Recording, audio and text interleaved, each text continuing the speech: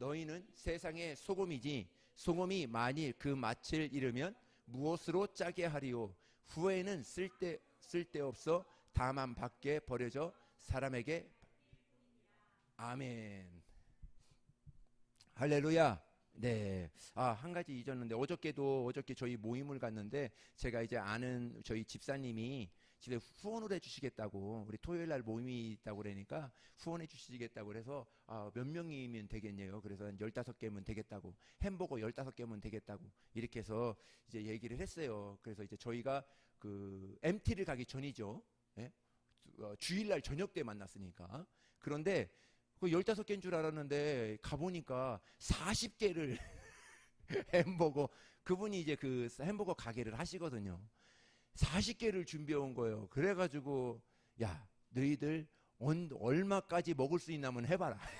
해가지고 어저께 우리 청년 임원들 다 먹고, 또 우리 성은이 은폐 얘네들 다 몇 개, 2개씩, 3개씩 막 먹고, 그래도 남았어요. 그래도 남아가지고 마지막에 이제 은건아 가져갈래 그러니까 한참 생각하더니 엄마 2개만 엄마 주게 2개만 달라고 그랬어요.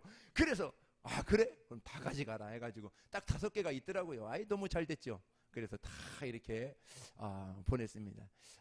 정말 그렇습니다. 하나님이 그렇게 이제 하나님의 사람들을 감동시켜서 또 후원해 주기도 하고 또 같이 기도해 주기도 하고 이렇게 합니다. 얼마나 목사로서 힘이 나는지를 몰라요. 목회할 때 힘이 빠질 때가 있거든요. 사실 이 사람인지라. 근데 또 이렇게 곳곳에서 정말 그때때마다 이렇게 후원해 주시고 기도해 주시는 분들 계시면 그것으로 많이 힘이 나고 많은 용기를 다시 얻게 됩니다. 우리 정말 이를 후원해 주시는 분들을 위해서 우리 정말 누군지는 잘 모르지만 후원해 주신 분들을 축복하여 주시옵소서 하고 기도해 주시는 우리 저와 여러분들 되시기를 바라겠습니다. 네, 오늘 새로운 정체성, 세상의 소금이라는 말씀을 가지고 우리 함께 나눌 수 있도록 하겠습니다. 여러분, 믿음이 무엇일까요? 믿음이 무엇이라고 여러분들은 생각하십니까? 성경은 그렇습니다. 하나님을 아는 것이 여러분 우리의 믿음이 될 수 있다. 하나님은 하나님을 알기를 원하시고 있다는 것이죠. 모르고 있으면, 모르고 내가 하나님을 믿으면 그것은 미신과 똑같습니다. 우리 예수 믿지 않았을 때 그냥 선앙당에다가 물 떠놓고 했듯이 그거와 다를 것이 뭐가 있겠어요? 우리가 그들과 다른 것은 우리는 하나님을 알고, 하나님이 어떠한 분이신지를 우리가 알고 그분 앞에 우리가 예배를 드리고 그분을 믿으며 하나님 앞에 나아가는 것이죠. 알고 믿어야 바른 믿음을 가질 수 있고 바른 신앙생활을 할 수 있습니다. 알아야 보이는 것이 보이게 되고 또 들리는 것이 들리게 되는 것이죠. 모르면 보여도 안 보여요. 또 모르면 내가 듣고 있지만 그것이 말씀이 안 들립니다. 우리도 똑같죠. 예배를 드릴 때에도 내가 다 듣고는 있어요. 듣고는 있는데 그것이 내 안에 심겨지느냐 아니면 내 안에 심겨지지 않고 그것이 그냥 빠져나가느냐, 하나님을 내가 어떻게 알고 있느냐에 있어서 그 말씀이 내 안에 하나님은 이런 분이시구나, 하나님은 나를 축복하시는 분이시구나, 오늘도 나를 인도하시는 분이시구나, 마음껏 나에게 축복을 주시려고 막 혈안이 되신 그 분이시구나 하고 그 분으로 내가 알고 있다면 오늘의 말씀이 내 심령 가운데 새겨져서 그 말씀이 또 우리 한 주간의 삶을 인도하게 되는 것이죠. 신앙은 하나님을 아는 것이고 알고 믿는 것이라면 그 알미 우리에게 있지 않고 하나님께 있다 하고 우리는 배웠습니다. 하나님을 아는 것, 내가 정말 노력해서 세상의 지식으로 아는 것이 아니라 하나님께서 지혜와 계시의 영을 나에게 부어주셔야 하나님을 알 수 있다, 이렇게 이야기하고 있어요. 너희들 하나님을 알고 싶으냐? 그러면 내가 성령을 보내줄게. 성령님이 너희 안에 거하시면 내가 하는 모든 것들, 모든 뜻을 다 알 수 있도록 내가 성령을 보내주겠다, 이렇게 이야기하신 분이 바로 하나님이시죠. 그래서 기독교는 계시의 종교라 이렇게 이야기하는 거예요. 뭐라고요? 계시의 종교라 이렇게 얘기하는 거예요. 먼저 하나님이 계시해 놓은 모든 말씀을 이 땅 가운데서 내가 이루며 사는 것, 이것을 바로 신앙생활이라 이렇게 이야기를 하는 것입니다. 성경은 복을 말하는 것이 아니라 복 있는 사람을 이야기하고 있습니다. 복을 받으라 말하지고 있지만 복을 가진 자가 되어라. 복이 있는 자가 되라는 것이 아니라 복을 가진 자가 되어라. 이렇게 이야기하고 있는 것이죠. 그 사람은 복을 따라다니는 것이 아니라 복이 내 안에, 내가 복된 사람이 되면 모든 복들이 나에게 따라온다는 것이죠. 그래서 아브라함은 하나님께 복을 받았더니 그가 어디 가든지, 그가 광야를 가든지 광야에 복이 됩니다. 그가 어디 가든지 그 곳에 가는 곳마다 그것이 복이 됩니다. 요셉을 보십시오. 요셉이 젊었을 때, 어렸을 때 다 팔려 돌아다녔어요. 그러나 그가 끝내 애굽에 되니까 애굽이 복받아 버리는 거예요. 그 주위에 있는 것이 다 복받아 버리는 것입니다. 다윗은 어떻습니까? 다윗은 형제들 사람에게도 인정받지 못하는 정말 8번째 막내 아들이었어요. 막내 아들, 목동이었습니다. 정말 아버지가 키웠던 그 양들 다 그치리하는 거예요. 그러나 그가 그 안에서 그 어렸을 때부터 하나님 앞에 나와 양과 밖에 없지만 내 앞에는 하나님이 계시다는 것을 인정하고 그 앞에 신실하게 하나님 말을 의지하며 나아갔을 때 이 다윗은 끝내 하나님의 복덩이가 됩니다. 그가 가는 곳마다 복이 돼요. 그가 있는 곳이 나라가 바로 복이 되는 것입니다. 성경은 수많은 사람들을 소개하고 있는데 그 수많은 사람들을 소개할 때 그 사람들을 복의 길로 인도했더라. 또 그 사람이 복이 되니까 모든 주위에 있는 사람들이 다 복을 받더라. 이렇게 이야기하는 거죠. 베드로도 그렇습니다. 베드로가 정말 그 믿음을 가지고 예루살렘 성으로 예배하러 올라갈 때 안진뱅이가 있었어요. 거릉뱅이 안진뱅이가 있었어요. 내가 은과 금은 내가 없지만은 내게 있는 것을 내게 주노니 일어나 나사렛 예수 이름으로 일어나 걸으라. 바로 그거죠. 내가 복 있는 사람이 되어버리니까 그 주위에 있는 모든 사람들에게 복을 전해주더라 하는 것이죠. 복을 따라가는 사람이 있는가 하면 복이 따라오는 사람이 있다는 것이죠. 어떤 사람을 보면 복이 그 사람을 따라가는 것이 보입니다. 복이 따라오는 것이 보여요. 그 사람과 함께 있어도 같이 그 복을 받는 사람들이 많이 있는 것을 보게 됩니다. 저는 그렇게 생각합니다. 저도 복 있는 사람이에요.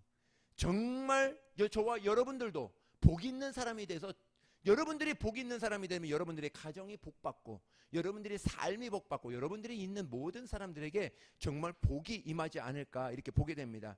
오늘 내 손에 쥐어져 있다고 그것으로 자만해서는 안 됩니다. 모든 것이 내 안에 있는 것 같지만 소유할 권리가 없으면 모래를 쥐고 있는 것처럼 다 빠져나가고 없어진다는 거예요. 이 복덩이를 정말 복 있는 사람, 이 복덩이를 조금 더 구체적으로 얘기하자면 소유할 권리를 가진 사람, 이 뜻으로 이야기하는 것입니다. 내가 소유할, 하나님의 말씀으로 내가 소유할 권리를 내가 가진 사람은 다만 지금의 조금의 힘든 광야를 지나갈지라도 내가 어떠한 이 환경에 있을 때 감사하며 나갈 때 하나님이 그 끝내는 하나님이 그 소유할 권리를 주사 여러분들이 다만 어떠한 것을 맡고 있을지라도 어떠한 것을 갖고 있을지라도 그것이 빠져나가지 않도록 하나님께서 지켜주신다 하는 것이죠. 한 번은 예수님이 제자들과 예루살렘에 올라가실 때 길가에 큰 무화과 나무가를 보셨습니다. 주님은 제자들이 시장하여 무엇을 얻을까 하고 그 가지를 보았지만 무화과 나무를 보았지만 잎만 무성하고 열매가 없었습니다. 주님이 그 무화과 나무를 저주합니다. 제자들이 예루살렘에서 돌아오는 길에 무화과 나무를 보니까 일반적으로 보면 뭐 잎사귀가 마르든지 줄기가 붙어 마르든지 이렇게 해야 되는데 그 나무는 뿌리로부터 말랐더라 이렇게 성경은 이야기하고 있습니다. 여러분, 이 무화과 나무는 처음부터 열매가 없었던 것이 아닙니다. 열매를 잘 냈어요. 열매를 맺기는 맺었는데 결정적인 순간에 다 떨어진다는 것입니다. 바람이 불어서 떨어지고 벌레가 먹어서 떨어지고 정말 기한이 되기도 전에 모든 것이 떨어지고 만 것입니다. 그런데 이런 나무를 헬라어로 뭐라고 했냐면은 탁슈라고 이렇게 이야기를 합니다. 우리 삶이 탁슈처럼 입만 무성할 수도 있다는 것이죠. 정말 많은 것들을 하고 세상 가운데서 많은 것들을 하고 또 주의 사역 가운데서 많은 것들을 하고 있지만 진정 그 주의 일들이 하나님이 기뻐하시는 일일까? 내가 하고 있는 일들이 그냥 행사로만 그냥 오늘 내가 맡겨져 있기 때문에 그 일을 진행하고 있지는 않을까? 아니면 이것을 통해서 오늘 이 하루를 정말 이 사역을 통해서 하나님을 기쁘시게 하고 하나님 앞에 영광 돌리는 그러한 사역으로 내가 나아갈까? 이것이 우리에게는 있어야 된다는 것이죠. 세상에서도 사업을 할 때도 많은 것을 버리면서 사업하는 사람들이 많이 있습니다. 그런데 그 많은 것들이 복이 되어서 내가 복덩이가 되어서 소유할 권리가 되어서 그 많은 것들을 다 소유하고 그 많은 것들을 하나님의 능력으로 지혜로 그것을 다 경영하는 사람이 있는가 하면 많은 것을 벌려놓았지만 그것이 감당이 안 돼서 소유할 권리가 안 되니까 탁슈처럼 모든 것이 다 떨어져 버립니다. 정말 내가 손에 쥐고 있는 것 같지만 겉에 보면 번지르르 하지만은 정말 그 결과를 보면은 모래를 쥐고 있는 것처럼 다 빠져나가는 것들을 보게 되는 것이죠. 우리가 좀 덜 먹고 안 입고 전략하고 적금을 들어서 이제 이 적금 정말 타서 내가 이것 가지고 해보리라 정말 마음의 간절함을 가지고 잘 모읍니다. 지금까지 하지 못했던 것 해보라고 계획을 다 세워놓고 정말 세워놓고 계획을 하지만 결정적인 순간에 바람이 불어서 그 모든 것들을 이루지 못할 때가 많이 있는 것을 보게 됩니다. 이런 경우를 탁슈라고 이렇게 이야기를 하는 거예요. 이 시간부터 정말 탁슈의 고리가 저와 여러분들 가정에 저와 여러분들 삶에 끊어지기를 예수님의 이름으로 축복합니다. 정말 내 삶에 될 듯하다가 되지 않는 것들이 너무나 많아요. 그런데 그러한 모든 것들을 이 시간 말씀을 통하여 정말 우리 모두가 끊어지기를 예수님의 이름으로 다시 한번 축복드립니다.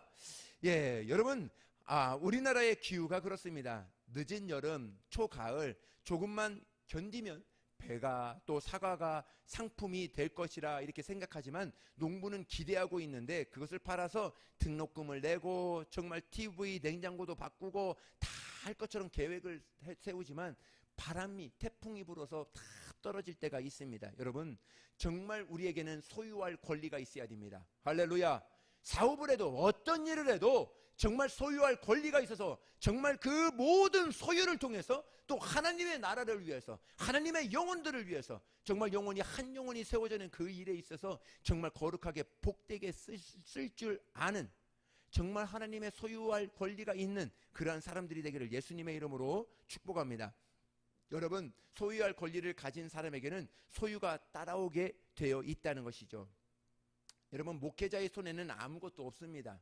정말 가진 건 아무것도 없죠. 그러나 목회자의 입에는 선포하며 소유할 축복을 전해줄 수 있도록 하나님이 그러한 권한을 목회자에게 준 거예요. 그래서 말씀을 전할 때에도 정말 비록 목사님은 그렇지 않으면서 이렇게 들을 수도 있어요. 그러나 그것으로 듣는 것이 아니라 목사님의 말씀으로 듣는 것이 아니라 하나님이 그렇게 선포하라 했던 그 말씀으로 내 말씀이다 하고 들으면 그것이 복이 된다는 것이죠.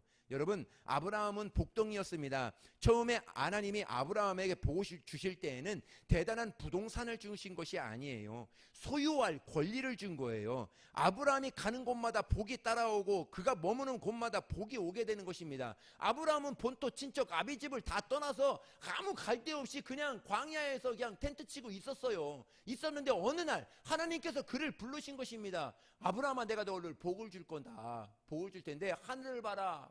하늘의 별과 같이 네 자손들이 그렇게 될 것이고 땅을 봐라. 그 이 모래같이 너의 조상이 네 자손들이 그와 같이 될 거야. 그 당시에는 어떻게 보면 거지도 그런 거지가 없지요. 가진 건 아무것도 없으니까 다 버리고 나왔으니까. 그러나 그에게 하나님은 심어준 거예요. 소유할 권리를 주신 것입니다. 그 권리를 믿어버리니까 아브라함과 우리와 다른 것은 우리에게도 똑같이 그 믿음을 주신 거예요. 소유할 권리를 주신 거예요. 그런데 아브라함은 그것을 믿고 끝까지 인내하면서 몇 년 기다렸어요. 몇 년, 10년, 20년 계속 기다리며 하나님이 반드시 주실 것이다. 끝까지 기다린 사람이 아브라함이 되었어요. 그가 복을 받은 거 아니겠습니까? 우리는 어떻습니까? 한 번 기도해 보니까, 두 번 기도하니까 1년 지나고 2년 지나고 3년 지나고 하니까 복이 안 와. 그만두자. 이것이 아브라함과 우리와 다른 것입니다. 기도는 소유할 권리를 얻는 것은 그 소유할 권리가 내게 올 때까지, 할렐루야, 끝까지 하나님 앞에 기도하는 것이죠. 그러면 하나님의 복이 저와 여러분 가운데 임하게 되는 것입니다. 세상 어딘가에 복이 있는 것이 아니에요. 무엇을 해야 복을 받는 것도 아닙니다. 무엇을 하느냐, 어디에 있느냐보다 더 중요한 것은 내가 소유할 권리를 가진 자라고 인정하는 거예요. 그것을 믿는 것입니다.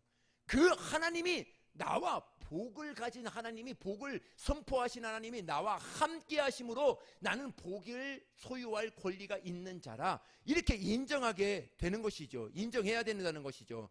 영적 부유가 있는 자가 되면 광야에서도 꽃이 필 것입니다. 할렐루야. 사막이 강을 만드는 그러한 역사를 내게 될 것입니다.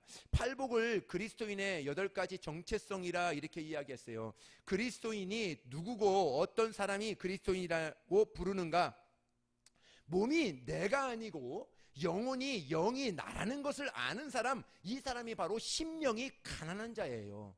그래서 우리가 가졌다 할지라도 교만하지 않는 것은 내 영이 가난하기 때문에 그래요. 내 영이 가난하고 내 영이 정말 하나님의 은혜를 갈망하고 하나님의 정말 그 말씀을 갈망하며 나아가는 사람, 심령이 가난한 사람이라 이렇게 이야기하는 것이죠.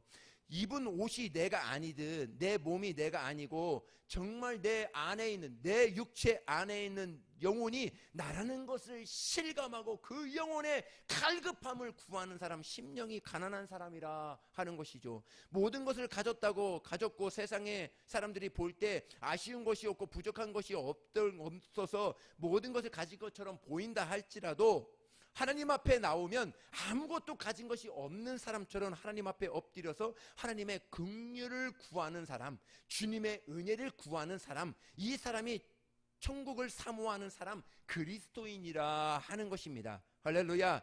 자기 존재가 영혼이라는 것에 눈이 열리다 보니까 내 영혼이 환히 보이는 것이죠. 그래서 예수 그리스도 앞에 나와 십자가 붙들고 애통하는 사람, 정말 내 영혼을 위해서, 내 육체에 가진 소유를 위해서 기도하는 것이 아니라 지금 내 영혼의 실체, 그것을 깨달아서 내 영혼을 위해서 간절히 애통하며 우리 주님 앞에 부르짖는 사람, 그리스도인이라 하는 것입니다.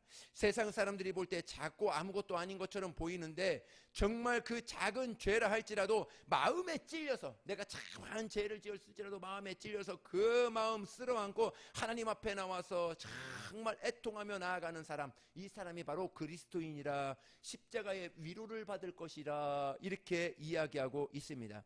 홀물과 죄로 죽은 자기 영혼이 보이면서 십자가 앞에서 애통해 본 사람은 자기가 가지고 있는 힘으로 위협하지 않습니다. 자랑하지도 않아요. 높은 자리에 과시하지도 않습니다. 더 낮은 자리를 찾아요. 더 정말 엎드리는 자리를 찾고 그 사람을 가리켜서 성경은 누구라 했느냐면 온유한 자라, 그리스도인이라 이렇게 이야기하고 있습니다. 남들이 볼 때 두려워하고 벌벌 떨어야 될 상황에서도 조금도 위축되지 않고 하나님 앞에 무릎 꿇고 나아가는 그 사람이 온유한 사람이라 말씀하고 있는 것입니다.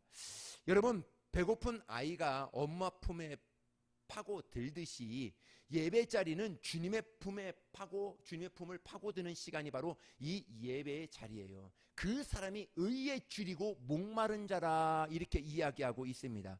그 사람이 바로 그리스도인이라, 예배자라 이렇게 이야기하고 있는 거예요. 긍휼히 여기는 자, 마음이 청결한 자, 화평하게 하는 자, 이 사람이 바로 그리스도인이라 하는 것이죠. 이건 모두가 이 팔복 8가지의 복을 이야기하는데 내 육체를 가지고 이야기하는 것이 아니라 너의 영혼이 그렇게 애통하고 있고 그렇게 갈급하고 있고 그렇게 의에 줄이고 목말라하고 있고 긍휼히 여겨야 될 너의 자신이고 정말 모든 마음이 청결해야 될 더럽혀져 있는 우리 영혼이 다시 청결함을 얻어야 될 그러한 자라 하고 오늘도 말씀하고 있는 것이죠.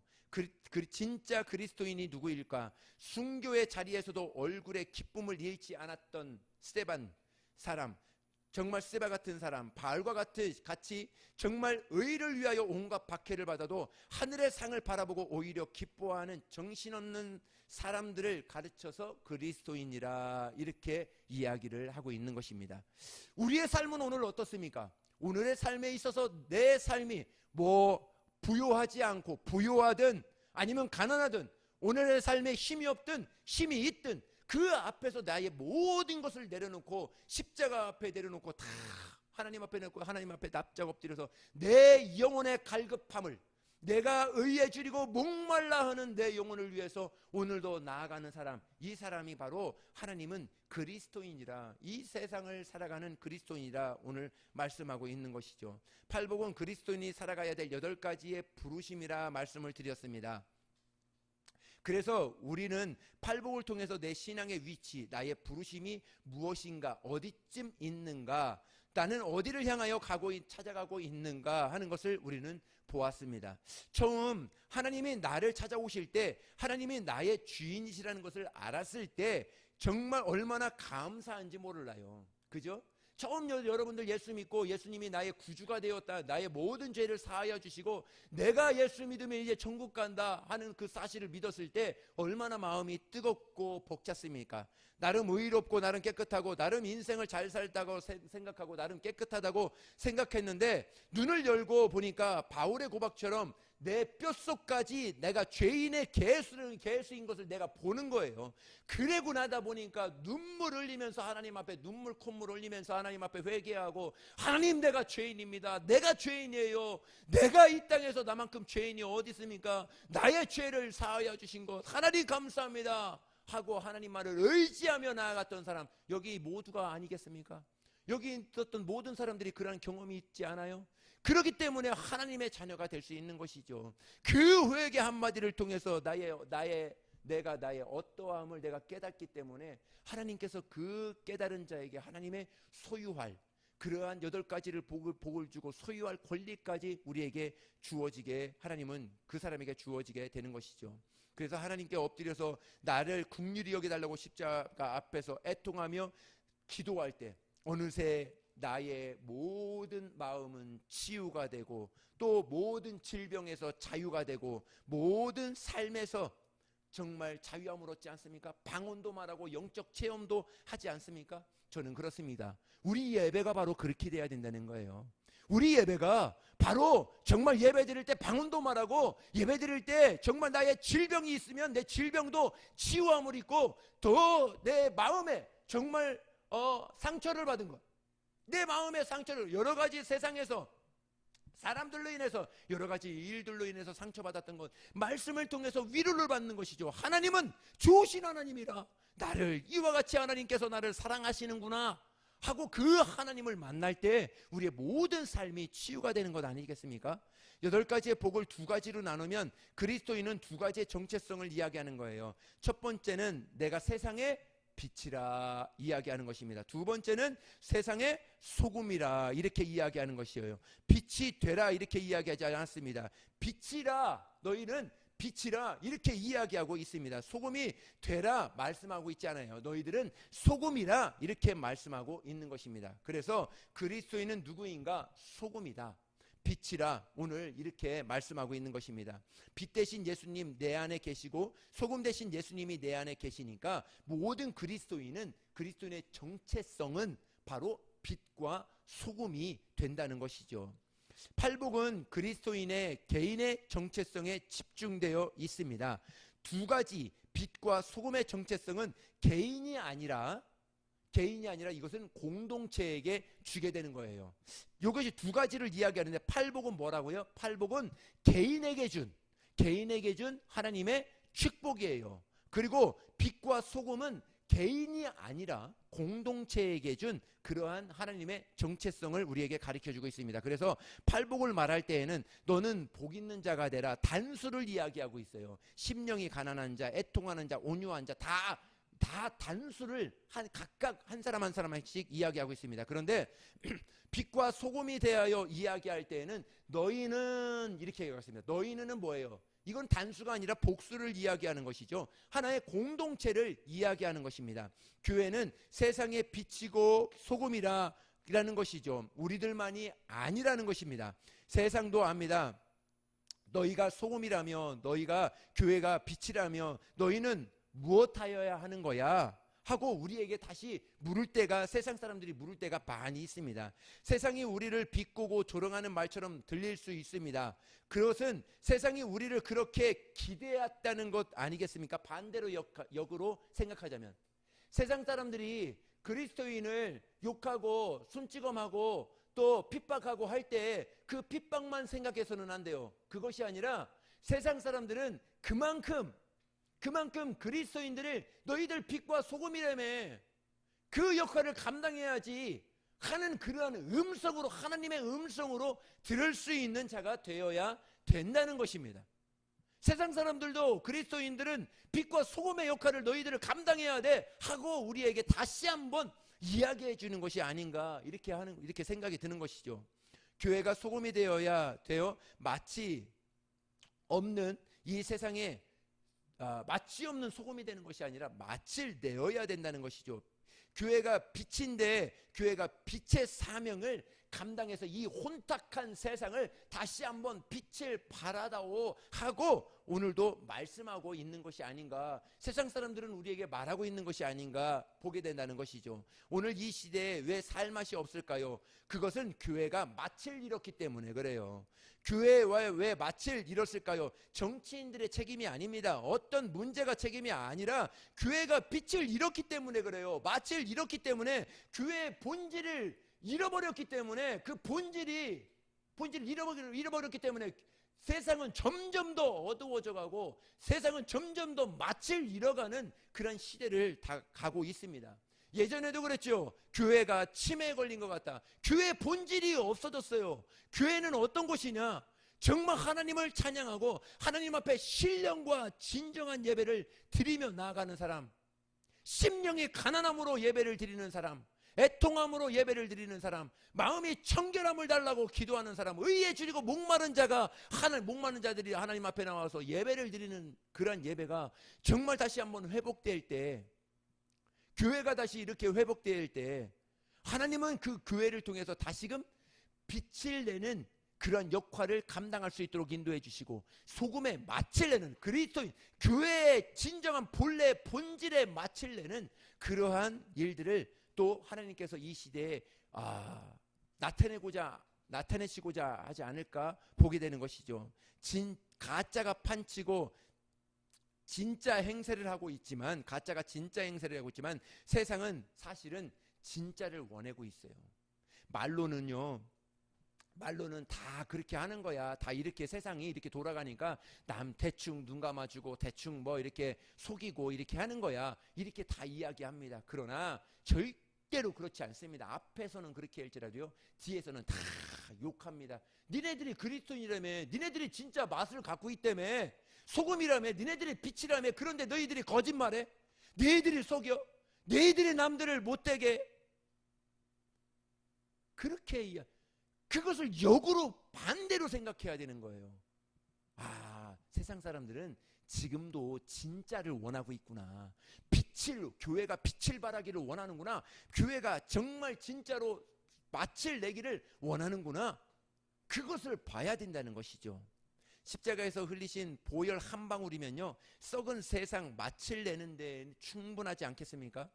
예수님의 부활의 빛, 그 한 줌이면 혼란과 혼돈의 영이 떠나가고 세상은 환해질 줄을 믿습니다. 할렐루야. 여러분, 산상수훈의 주제는 두 가지입니다. 하나님의 나라라고 이야기했습니다. 우리가 죽어서 가는 천국이 있는가 하면, 우리가 정말 예수를 믿고 그 좋은 천국에 바로 가지 않고 이 땅에 살 수 있도록 하나님께서 남겨놓으신 것, 왜 공부를 해야 되는지, 왜 이 집에 살아야 되는지, 왜 이 사람을 만나야 되는지, 왜 이 직장에 다녀야 되는지, 임해야 될 나라를 위해서 오늘 하나님의 나라, 임해야 될 하나님의 나라를 오늘도 구하고 그 나라를 하나님의 나라 되게끔 오늘도 살게 하려고 오늘도 이 땅에 우리를 남겨놓으신 것 아니겠느냐는 것이죠. 그것을 어디에서 경험해야 되느냐? 교회에서 경험해야 되죠. 교회의 본질은 바로 여기에 있습니다. 하나님의 나라가 임해야 되는 것이 교회의 본질입니다. 할렐루야. 행사가 아니에요. 이벤트가 아닙니다. 그냥 한 날에 드리는 그런 예배가, 그런 모임이 아닙니다. 이것은 우리는 보이지는 않지만 하나님이 여기 계세요. 하나님이 받으심직한, 하나님이 축복하여 주심직한 그런 예배가 우리에게는 있어야 된다 하는 것이죠. 산상수훈은 내 삶에서 임해야 될 하나님의 나라의 질서, 하나님의 나라가 우리 삶 가운데 임해야 될 때 하나님의 나라의 기준을 정말 우리는 빛과 소금으로 나타내야 된다 하는 것이죠. 하나님의 나라가 임했다는 것을 어떻게 증명할 거예요? 우리 하나님의 나라가 임했다는 그 증거를 세상에 나가서 어떻게 증거할 거예요? 내가 빛과 소금의 역할을 감당하면 그 사람이 하나님의 나라가 임한 것이죠. 그 사람에게 정말 하나님께서 그 사람을 통해서 다시금 하나님의 나라를 더 확장시키고 하나님의 나라를 정말 나타내며 살 수 있도록 하나님이 도와주시지 않겠습니까?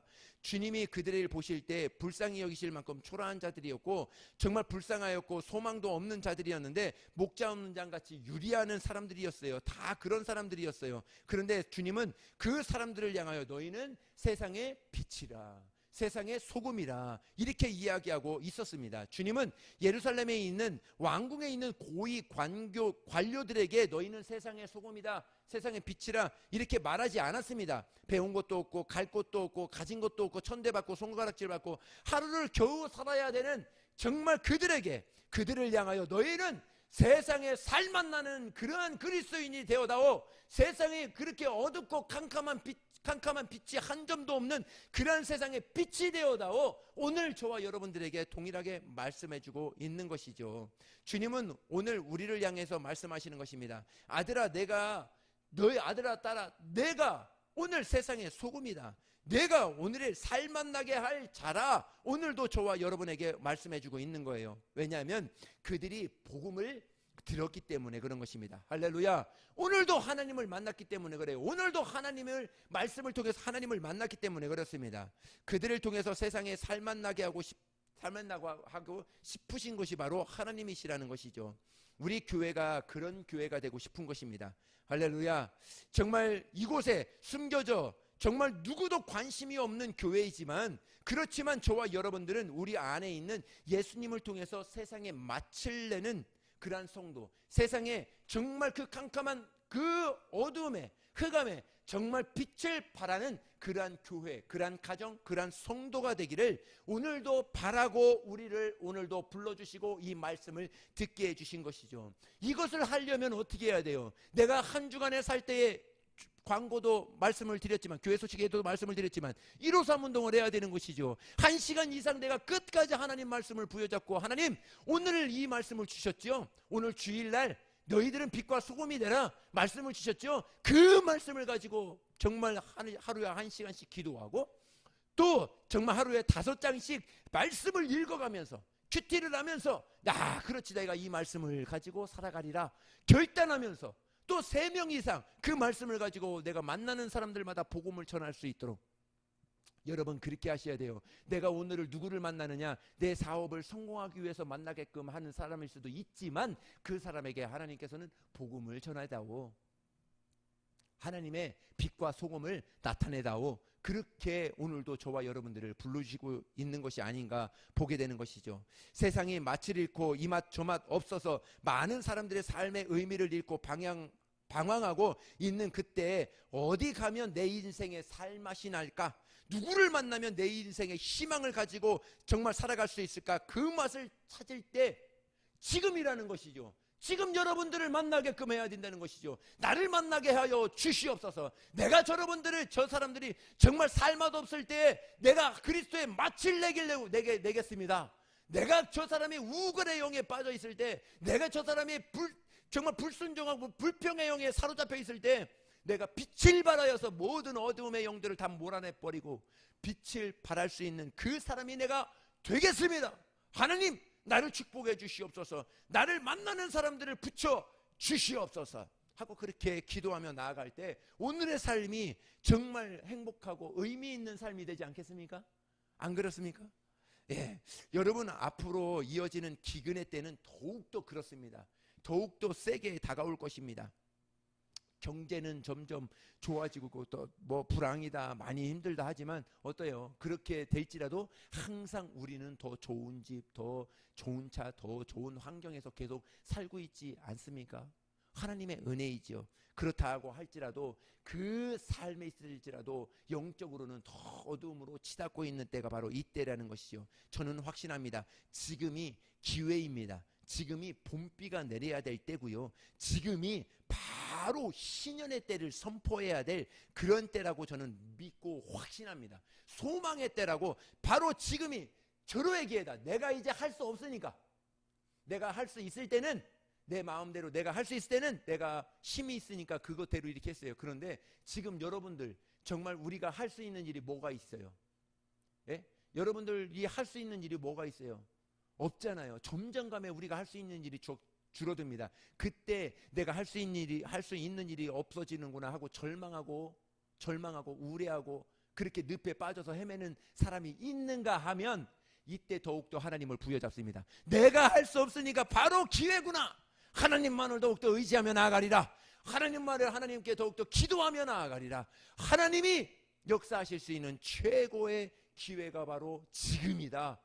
이것을 기회를 잡는 것이죠. 소금이 일어나게 됩니다. 정말 이제 씨를 뿌려야 될 때고 모종을 심어야 될 때고 이제 하나님의 말씀의 씨를 뿌려야 될 때가 바로 지금이라 오늘도 결단하며 나아가는 사람들, 이 사람들을 통해서 오늘의 삶을 정말 하나님이 인도해 주시는 것이죠. 자, 하나님이 팔복을 통해서 결단하는 자들에게 너희들은 보석이 되라, 너희들은 황금이 되라, 너희들은 진주가 되라, 너희들은 정말 세상에서 정말 황금과 같은 그 빛을 내는 자가 되어다오, 보석과 같은 자가 되어다오, 이렇게 말씀하시지 않고 하나님은 그 사람들에게 팔복을 선포하고 결단하며 나아가는 그 사람들에게 너희들은 소금과 빛이 되어다오, 이렇게 이야기하고 있습니다. 뜻이 있어요. 소금에는 세 가지 기능이 있다고 합니다. 생명이 유지할 수 있는 역할을 한다고 그래요. 소금이 별것 아닌 것 같지만요, 소금이 없으면 살 수 없다고 그래요. 예수님 당시 유대 중동에서는 소금은 생명과 직결되는 역할을 했다고 합니다. 사람만이 아니라 살고 있는 모든 생물들은 염분이 필요했어요. 동물의 왕국 같은 것을 다큐를 보면은 동물들이 갑자기 흙을 먹을 때가 있어요. 흙을 먹는다는 것은 흙 안에는 그 안에는 소금기가 있거든요. 저걸지라도 마칠 소금이 있나 없나 할 정도로 마치 안 날지라도 그 안에는 소금기가 다 있다고 합니다. 그래서 본능적으로 흙을 먹는다고 합니다. 팔레스타인의 건조한 기후에 땀이 많이 흘려서 땀을 통해서 이 염분이 배출되는데 본능적으로 그 염분을 보충하기 위해서 그렇게 동물들도 먹는다고 그래요. 사람들도 똑같습니다. 염분이 빠져나가면 살 수가 없는 것이죠. 그래서 생명을 유지하는 건 이것이 바로 소금의 기능이라고 합니다. 우리도 똑같습니다. 우리도 신앙생활할 때 정말 우리 안에 있는 소금의 맛, 정말 예수 그리스도의 맛, 그리스도인의 맛, 교회의 맛, 이 맛을 내야 되는데 그 염분이 빠져나가니까 다 그리스도인들을 다 그렇게 실망하며 보지 않습니까? 우리에게는 그리스도인의 예수님을 믿는 믿음의 사람들의 맛이 있어야 됩니다. 할렐루야. 두 번째입니다. 소금은 맛을 냅니다.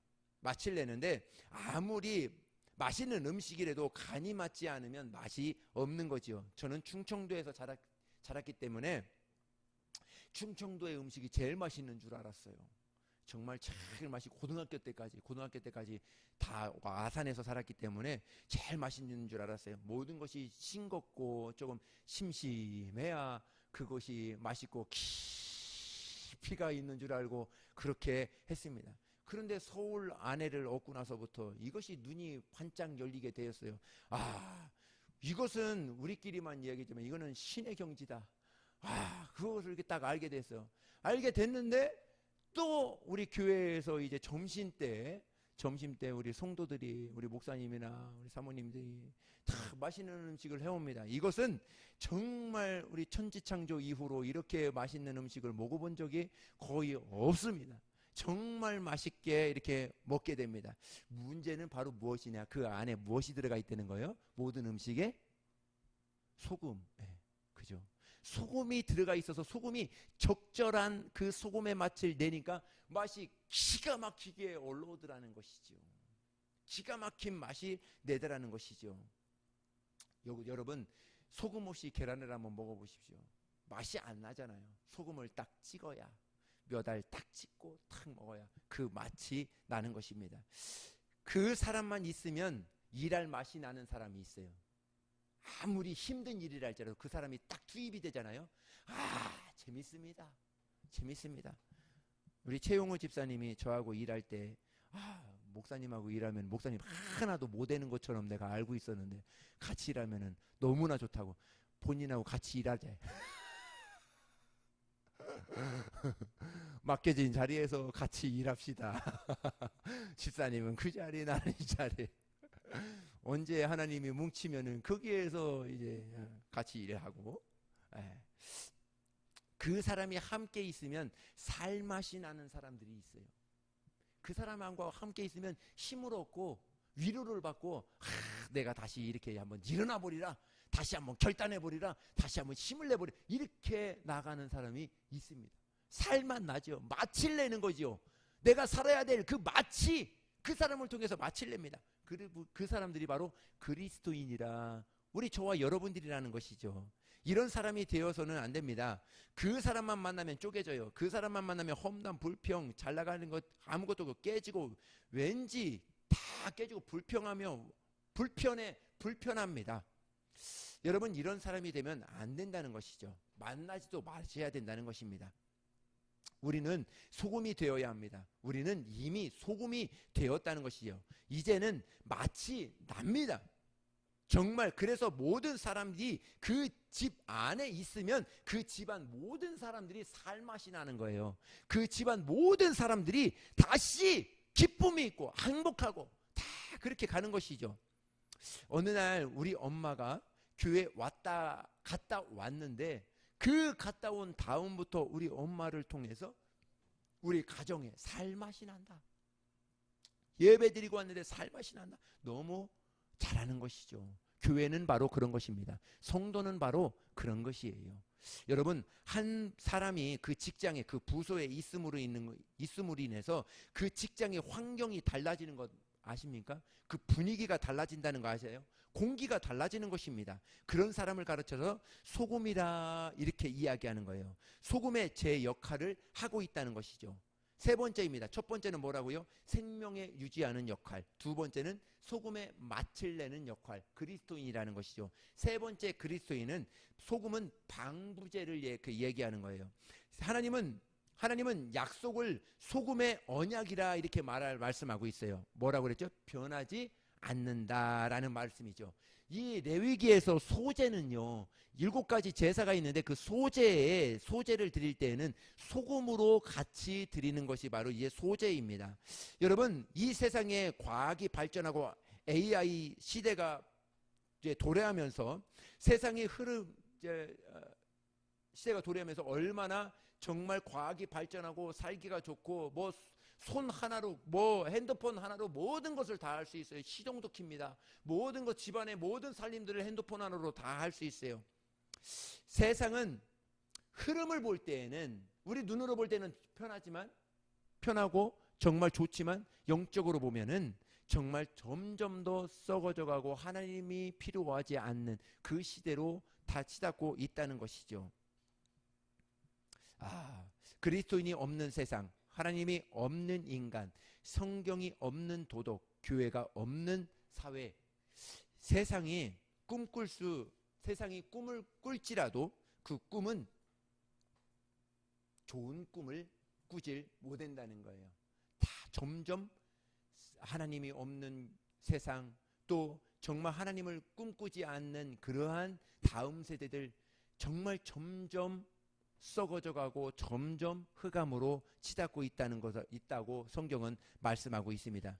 이제는 그리스도인들이 소금으로서 자기 자신을 녹여서 낮아지고 희생하고 손해보고 양보해서 이 세상에 스며들어 갈 때, 이 세상은 바로 하나님의 맏을 내는 그러한 세상이 되게 될 것입니다. 교회 안에 우리 교회 안이 우리 신앙생활의 현장이 아니라 우리 이곳에서 은혜 받고 정말 이 사람들이 세상에 나아가서 정말 세상 밖에서 세상 사람들에게 맏을 내어주는, 그렇지, 저 사람 예수 믿는 사람이지, 예수 믿는 사람이라 확실히 다르구나, 나도 교회 가서 예수님을 믿어야 되겠다, 예수님의 맏을 내볼 수 있는 그러한 사람들, 세상에 썩어져 있는 것들을 썩지 않게끔 방부제 역할을 할 수 있는 그러한 사람들을 가리켜서 그리스도인이라 이렇게 이야기하고 말씀하고 있는 것입니다.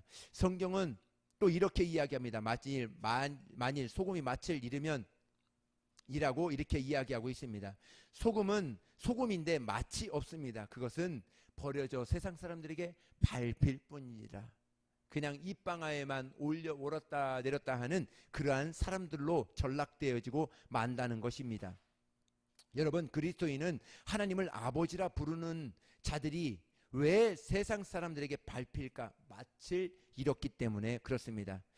예전에 사업하시는 분을 만났습니다. 이분은 하나님 앞에서 양심이 있어서 정말 남들은 이중 계약서를 써주고 또 정말 많은 그럼으로 인해서 많은 이익을 챙기고 정말 했는데, 이분은 그렇게 하지 못하니까 거래가 끊어지고 계획이 안 되는 것입니다. 직원들에게 월급을 줄 수가 없도록 그렇게 정말 치닫고 있었습니다. 지금 내가 잘하는 것일까 하고 생각하고 그렇게 있었다고 이렇게 합니다. 하나님께서 이렇게 그 사람들을 통해서 이렇게 말씀하고 있습니다. 나를 위하여 그렇게 손해본 자는 내가 100배의 결실을, 100배의 축복을 너에게 안겨줄 거야. 이렇게 주님은 저와 여러분들에게 말씀해주고 있는 것이죠. 내세 영생을 얻지 못할 자가 단 한 사람도 없을 것이다. 신실한 하나님을 믿으셔야 됩니다. 할렐루야. 저와 여러분들에게 오늘도 말씀해주고 있는 것입니다. 세상 사람들에게 똑같이 살지 마라. 세상 사람들에게 그렇게 살지 마라. 제가 저번에도 한 번 더 얘기했지만은 정말 오래전에 친구들을 만났어요. 초등학교 친구들을 만났어요. 오래전에 만났는데 호프집에서 만났습니다. 만났는데 그 안에서 다 술 먹고 이렇게 하는데 쳐다라 받으라고 하는 거죠. 아니다, 나는 음료수를 줬으면 좋겠다 하고, 그렇지, 진우는 교회를 다니지 하면서 음료수를 따라주는 친구가 있었어요. 그러면서 주위에 있는 사람들이 다 저를 한마디씩 하죠. 야, 너 술 잘 먹었잖아. 야, 예수 믿는 사람들 다 술 먹더라. 야, 장로들도 술 먹고 내가 아는 누구들도 술 먹고 다 그러더라. 야. 그러면서 저를 이렇게 이야기했죠. 저에게 또 이제 이렇게 좀 술을 안 먹으니까 그때는 조금 싫은 소리를 저에게도 몇 번 했었습니다. 그럴지라도 저는 꿋꿋하게 그 자리에서 안주빨만 세우면서 이제 콜라를 먹었습니다. 그 당시에는, 그때에는 나를 손찌검하고 진호 쟤 뭐 그러냐, 뭐 튕기냐, 예수 믿는 사람 티내는 거야? 막 그렇게 그런 소리를 들었을지라도 뒤에서는 그렇지 않았어요. 들리는 소리가 쟤처럼 믿어야지, 그리스도인은 쟤처럼 믿어야지 하고 그런 소리를 들었을 때 이것이 바로 맏을 내는 사람이 아닌가, 그리스도인으로서 맏을 내는 사람이 아닌가 이렇게 보게 되었던 것이죠. 그렇습니다. 적당히 그 사람의 비율을 맞추며 사는 것이 아니라 하나님의 사람이라면 정말 과감하게 끊어야 될 것은 끊어야 되고 결단할 것은 결단하면서 그리스도인의 맏을 낼 수 있는 사람들, 그 사람들을 가르쳐서 그리스도인이라는 것이죠. 그 넓은 태평양 바다에도 염분이 3%밖에 되지 않는다고 그래요. 저는 50%나 80%나 되는 줄 알았어요, 염분이. 그런데 보니까 염분이 3%밖에 안 된다 그래요. 어떻게 보면 그리스도인의 3%가 세상의 모든 사람들의 그 맏을 낼 수 있는 그러한 사람들이 될 수 있지 않을까 보게 됩니다. 그 3% 안에 저희 교회가 들어갔으면 좋겠습니다.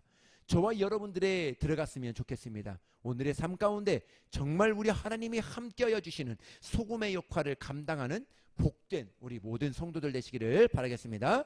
기도합니다. 살아계신 하나님, 오늘도 우리 하나님께서 귀한 은혜 베풀어 주심을 감사합니다. 너희는 세상의 소금이 되어다오.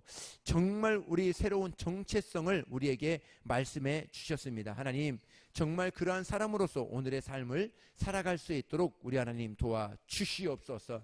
정말 세상에 어떠한 사람들을 만날지라도 하나님의 맛을 낼 수 있는, 하나님 그리스도의 맛을 내어주는 그러한 우리 모든 성도들이 될 수 있도록 축복하여 주시옵소서. 예수님의 이름으로 기도합니다.